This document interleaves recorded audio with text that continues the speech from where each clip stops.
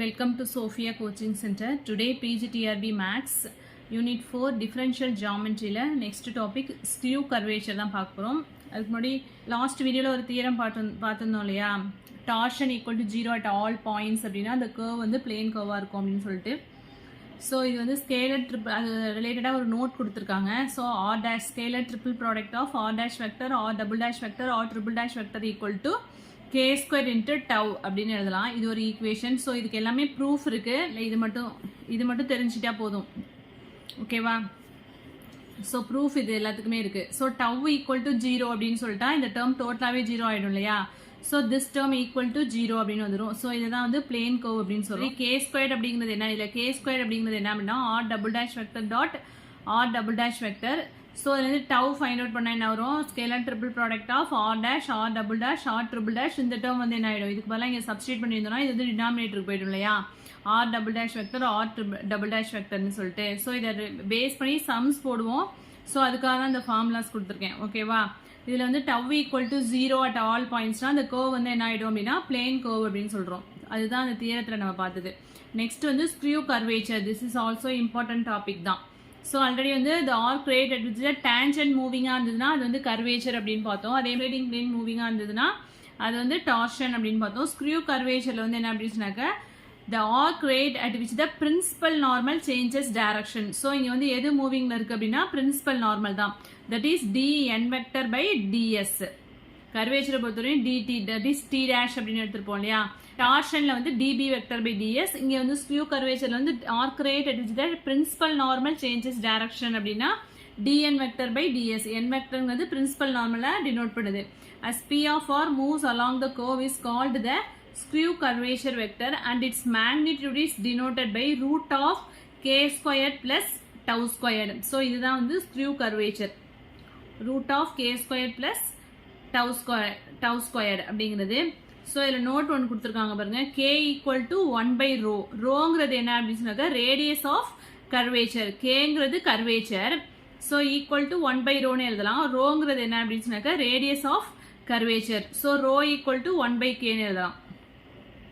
k equal to 1 by rho ன்னு எழுதுற மாதிரி rho equal to 1 by k. அதாவது curvature is the reciprocal of the radius of curvature. அதே மாதிரி tau equal to torsion equal to 1 by sigma அப்படின்னு எழுதுறோம். இதுல சிக்மாங்கிறது என்ன அப்படின்னா radius of torsion, ஓகேவா? So torsion is the reciprocal of the radius of torsion.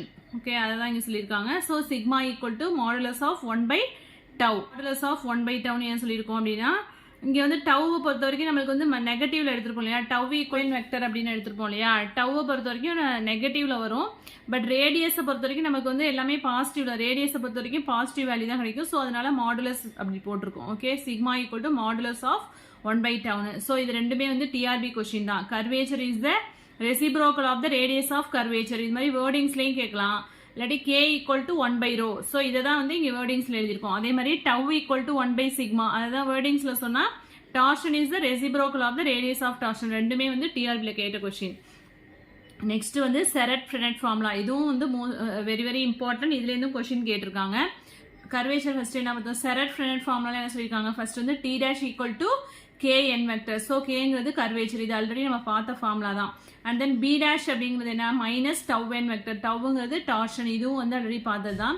And n dash வந்து என்ன சொல்லியிருக்காங்க அப்படின்னா that is principal normal. n dash vector equal to tau b minus k into t vector. That is torsion into binormal minus curvature into tangent vector. இதான் வந்து Serret Frenet formula. Very very important. Serret Frenet ஃபார்முலாவே வந்து matrix formula எழுதுனா என்ன வரும் அப்படின்னு சொல்லியிருக்காங்க.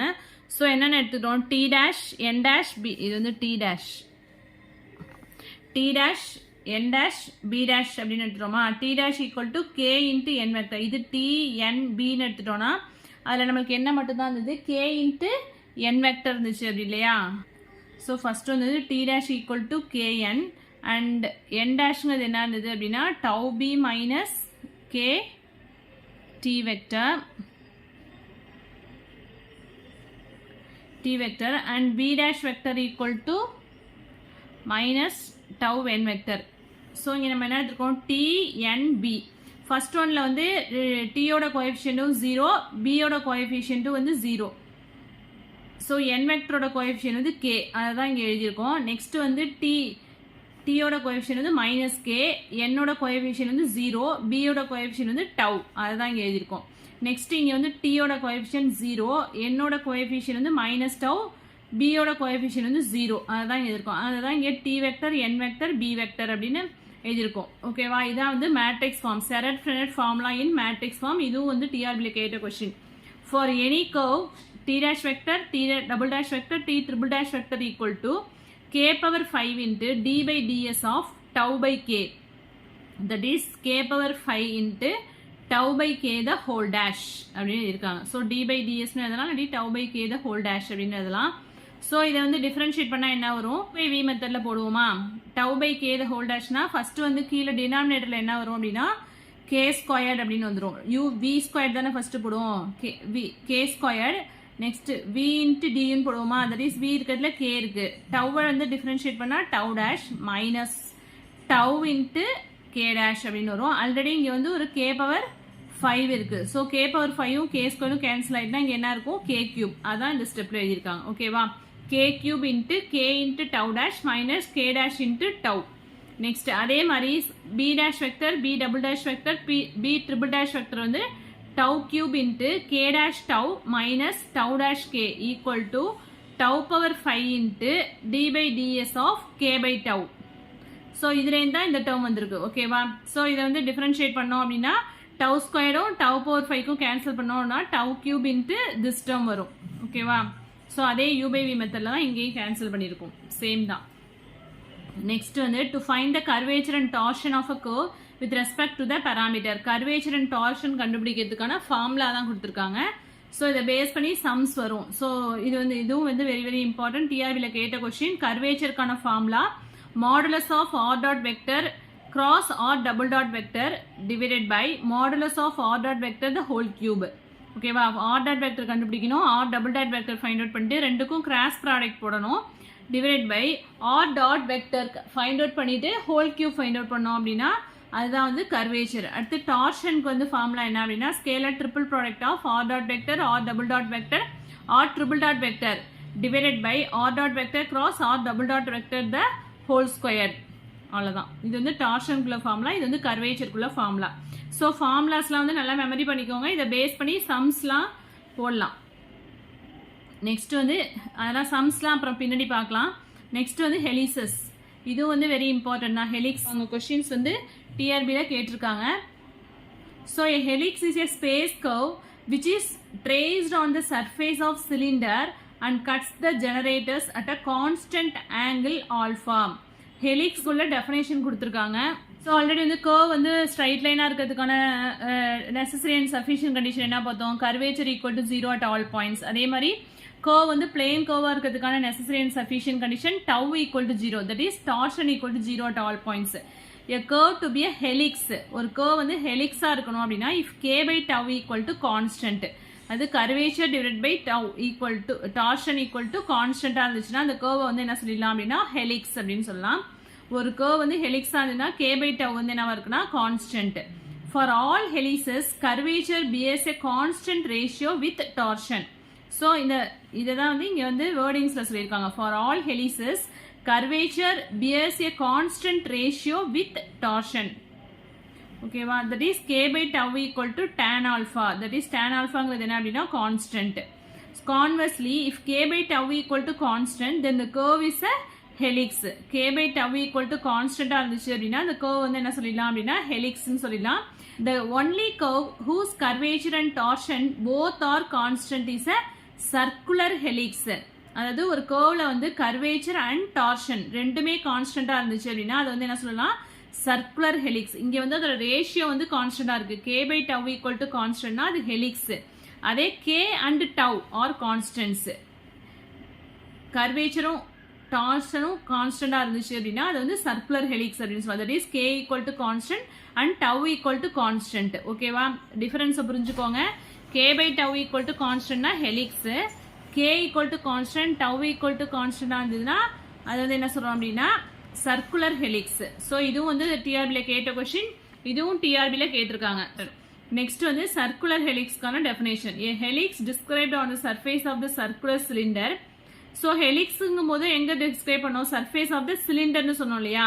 Circular helixங்கும் போது என்ன பண்றோம் அப்படின்னா surface of the circular cylinder is called circular helix or right circular helix. Circular helixனாலும் right circular helixனாலும் same தான். ஓகேவா? But helix வேற circular helix வேற. The axis of the helix coincide with the axis of the cylinder. Next equation of circular helix என்ன அப்படின்னு சொன்னாக்கா r vector equal to a cos theta, a sin theta, a theta cot alpha. ஓகேவா? Next if rho and sigma are constant, the curve is a right circular helix. ஓகேவா? ரோங்கிறது என்ன? radius of curvature. சிக்மாங்கிறது வந்து radius of torsion. k and tau are constant சொன்னாலும் சரி, or rho and sigma are constant இருந்தாலும் இந்த curve வந்து என்ன சொல்லலாம்? right circular helix அப்படின்னு சொல்லலாம். ஓகேவா? ஸோ இதை கூட கேட்கலாம், கொஸ்டின்ஸாக மேக் பண்ணலாம். ஸோ k and tauன்னு கொடுத்திருந்தாலும் சரி, rho and sigmaன்னு கொடுத்திருந்தாலும் இந்த curve வந்து என்ன சொல்லலாம்? right circular helix. in any cylindrical helix. cylindrical helixனா ஹெலிக்ஸாக தான் மென்ஷன் பண்ணியிருக்காங்க. ஓகேவா? circular helix or right circular helix தான் சேம். any cylindrical helix அப்படின்னா என்ன சொல்றாங்க அப்படின்னா ஹெலிக்ஸை தான் இங்கே மென்ஷன் பண்ணுறோம். So circular helix or right circular helix அது ரெண்டும் சேம். அதே மாதிரி ஹெலிக்ஸ் ஆர் சிலிண்ட்ரிக்கல் ஹெலிக்ஸ் அப்படின்னு சொல்லலாம். The principal normal is normal to the cylinder. So cylindrical ஹெலிக்ஸை பொறுத்த வரைக்கும் பிரின்சிபல் நார்மல் வந்து என்னவா இருக்குன்னா normal to the cylinder. The binormal makes a constant angle with the axis of the cylinder. Binormal என்ன பண்ணுதுன்னா ஒரு சிலிண்டரோட ஆக்சிஸ் ஆஃப் த சிலிண்டரோட ஒரு கான்ஸ்டன்ட் ஆங்கிளை மேக் பண்ணுது. The ratio of curvature to torsion is constant. So helix பொறுத்த வரைக்கும் இந்த condition எல்லாத்தையும் சாட்டிஸ்ஃபை பண்ணுது. For complex transformation minus k1 by k equal to tau1 by tau. So இதை படிச்சுக்கோங்க, இது ஒரு டெஃபினேஷன் கொடுத்துருக்காங்க. ஸோ நெக்ஸ்ட் வீடியோவில் வந்து இன்ட்ரின்சிக் ஈக்குவேஷன் பார்க்கலாம். ஸோ இதில் எதுவும் டவுட்ஸ் இருந்தது அப்படின்னா கமெண்ட் செக்ஷனில் கமெண்ட் பண்ணுங்கள். என் வீடியோ பிடிச்சினா லைக் பண்ணுங்கள், ஷேர் பண்ணுங்கள், சப்ஸ்கிரைப் பண்ணுங்கள். தேங்க்யூ.